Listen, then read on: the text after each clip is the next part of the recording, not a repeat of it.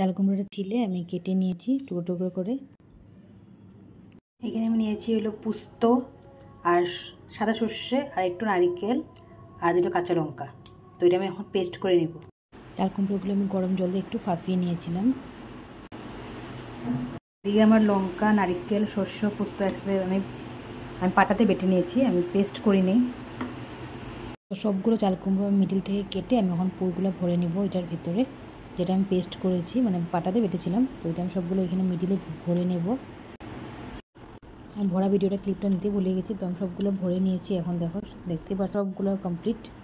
তো এটার জন্য বেসন গুলে নিব আমি, একটু কালো জিরে, হলুদ, বেসন, একটু সামান্য মশলা দিয়ে আমি গুলে নেব। কড়াইটা বসিয়ে দিয়েছি, তেলও দিয়ে দিয়েছি। তো এখন ফ্রাই করে নেব। এটা বানানো অনেক সহজ আর খেতে অনেক টেস্টি। সেদিন একবার ট্রাই করতে পারো চাল কুমড়োর বড়া। তো দেখো আমার সবগুলো আমি এক এক করে সব ফ্রাই করে নিয়েছি, আমার ফ্রাইও হয়ে গেছে। তো চলো